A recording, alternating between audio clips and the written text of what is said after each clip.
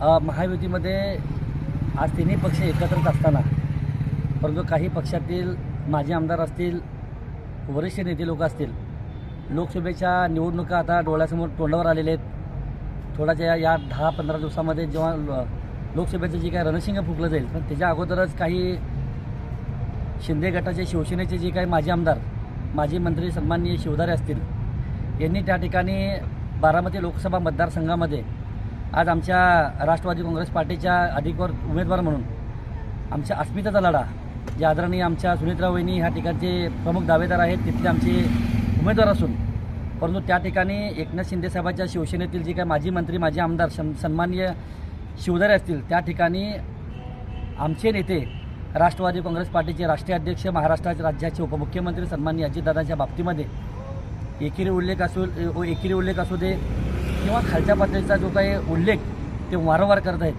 ते कुठेतरी थांबलं पाहिजे। अन्यथा येणाऱ्या काळामध्ये राष्ट्रवादी युवक काँग्रेसच्या माध्यमातून त्या शिवधारेला त्याच्याच मतदारसंघामध्ये त्याच्या स्टाईलने त्या ठिकाणी उत्तर देण्यात येईल। मी तुम्हाला सांगू इच्छितो, ज्या पद्धतीची भाषा ते काही पत्रकारांसमोर आणतायत, बोलतायत, ते म्हणतात की माझी किडनी आदरणीय अजितदादांच्यामुळे माझी मला असा त्रास झाला, तसा त्रास झाला। अहो शिवधारे साहेब, तुमचा आवाका किती, तुम्ही बोलता किती, किडनी कशाला निकामी झाली, तुम्हाला शुगर आणि डायलिसिस करायची वेळ का आली, हा संपूर्ण महाराष्ट्राला माहिती आहे। 3 बायका फजिती ऐका।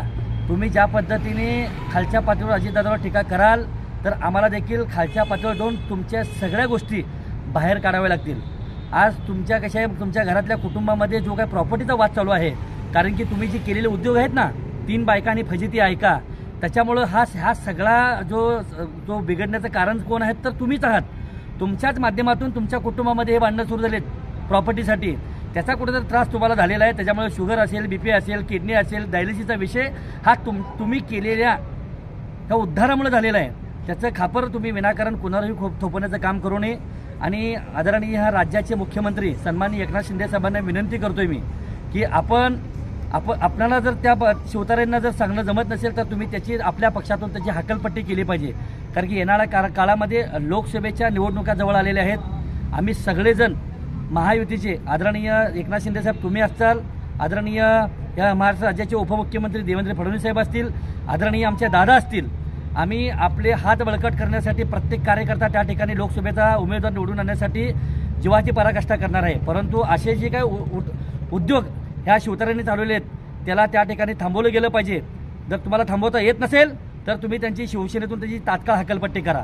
राहिला विषय अजून दुसरा गोष्ट इंदापूरचे माजी मंत्री हर्षवर्धन पाटील असतील, त्यांची कन्या असेल, अरे आपण आज सगळेजण आपण एकत्र लढतोय, एकत्र आपल्याला काम करायचं आहे, एकत्रित आपल्याला 45चा आकडा आपल्याला त्या ठिकाणी गाठायचा आहे। जर तुमच्या माध्यमातून जर तुमचेच त्या ठिकाणी जर माजी मंत्री असतील, आमदार लोक असतील, असे जर पद्धतीचे घरं लोकत असतील, तर ते कुठंतरी थांबवणं गरजेचं आहे।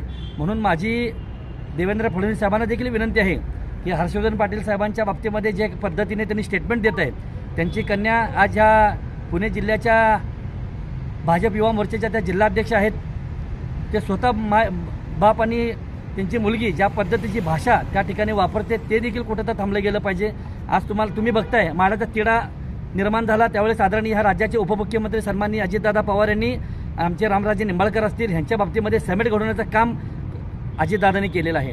परंतु ह्या गोष्टी जर लोकसभेच्या तोंडावर जर अशा पद्धतीचे घरं ओळखण्याचं जर ते काम करत असतील, तर आम्ही आमचा स्वाभिमान आमच्या राज्याचे उपमुख्यमंत्री सन्माननीय अजितदादा पवार आहेत। अजितदादाच्या बाबतीमध्ये जर असा कोणी भाजपचा असेल किंवा शिवसेनेचा असेल, तिथला मंत्री असेल, माजी आमदार असतील, अशा पद्धतीचे जर ते बेताल वक्तव्य करत असतील, तर अशा पद्धतीने जर त्यांनी काही जरी बोलून जर चुकीचा संदेश देण्याचं जर काम करत असेल, तर त्यांना तसं उत्तर देण्यात येईल। आजही सांगतो, आदरणीय ह्या राज्याचे उपमुख्यमंत्री अजितदादांचं कुटुंब हे बारामती पुणे जिल्हा नव्हेच, तर संपूर्ण महाराष्ट्र हे अजितदादांचं कुटुंब आहे। अजितदादा ह्या महाराष्ट्रासाठी आणि पुणे जिल्ह्यासाठी, खास करून बारामतीचा देखील उद्धार करण्यासाठी जर सगळ्यात जास्त जे कोणी कष्ट केले असेल, ते आदरणीय दादांनी केलेलं आहे। बारामती देखील दादांचं कुटुंब आहे।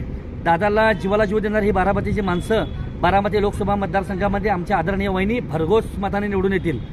हा सामान्य कार्यकर्ता त्या ठिकाणी जाऊन त्या ठिकाणी आदरणीय दादांच्या कामांचा लेखाजोखा असेल, आदरणीय वहिनींचं काम असेल, ह्या सगळ्या गोष्टी काम करण्यासाठी आम्ही त्यासाठी कटिबद्ध आहोत. परंतु लोकसभेच्या तोंडावर शिवतारांनी कुठंतरी थांबावं, हर्षवर्धन पाटील साहेबांनी जर कुठं थांबावं, अन्यथा तुम्हाला नाही का आमच्या स्टाईलने आम्हाला उत्तर देता येतं.